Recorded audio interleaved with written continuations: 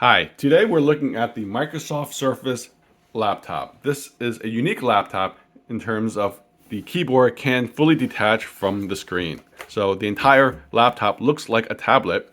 However, it does run Windows and functions as a full laptop.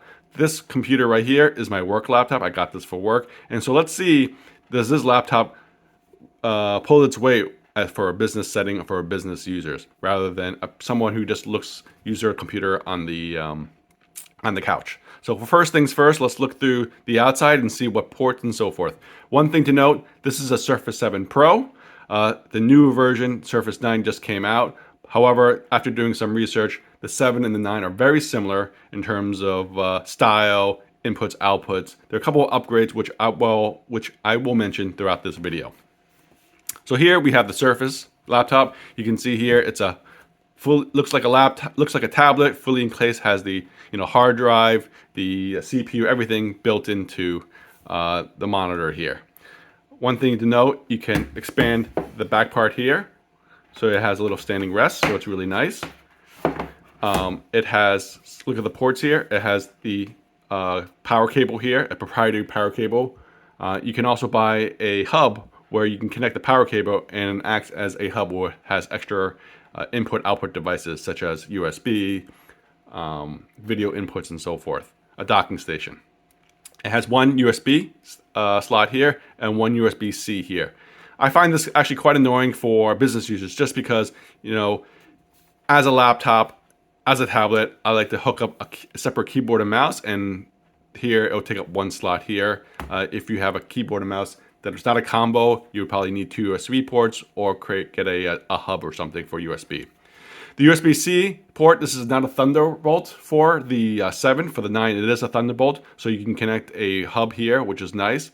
However, I use this C port. What I do is I get for work, let me pull that here, I have a HDMI to USB port so I can hook up an extra external monitor. So one thing to note here is that even though you can connect to an external monitor, you can probably only connect to one unless you get the docking station for the Surface. For myself, when I work, I like to have two external monitors, so this is a downside.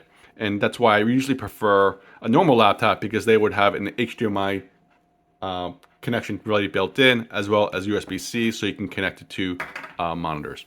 Then on the side here, on the top, you have your volume rocker, loud, soft, as well as your power button here. It also has a headphone jack.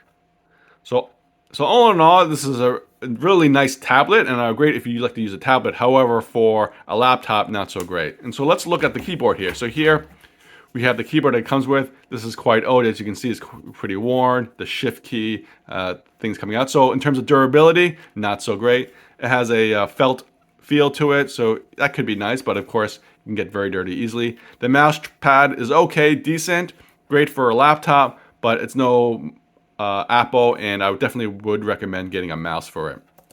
And you can see here, the space bar here, getting worn out as well.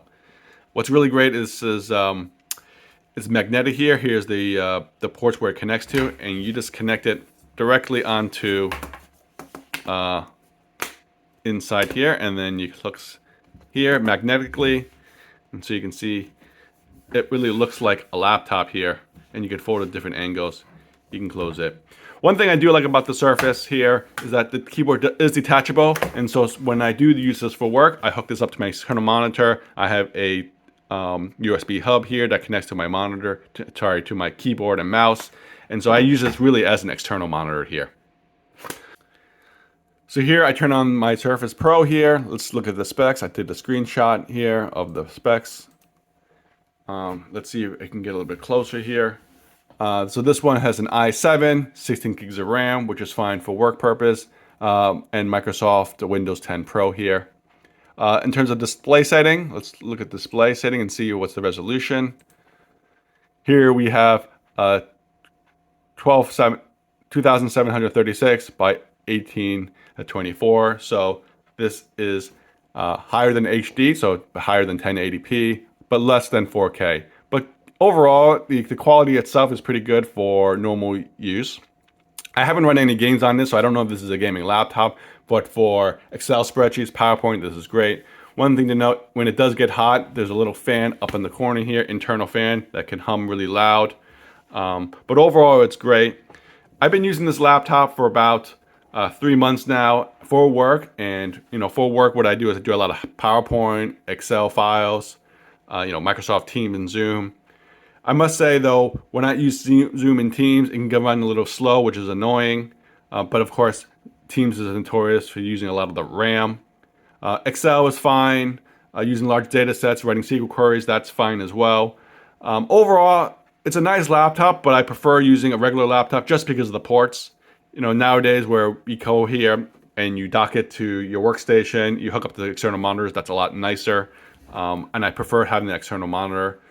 It is portable, which I like. It's very easy to put in your backpack or purse if you carry that to and from work. However, that's only going to and from. It is light, but however, I just prefer that laptop just because it has more horsepower, and typically, especially for work setting, you're sitting down working on your stuff. So this is the Microsoft 7 Pro. The 9 just came out, and like I said before, it's very similar in terms of the ports, the power supply, the power dock, and so forth. But here it is. You can go check it out. They sell this in Best Buy, in the Microsoft store. It looks cool, but would I recommend this to friends and family? I would say go to a regular traditional laptop. Well, thank you for the video. I hope you enjoy. Please like and subscribe. Thank you.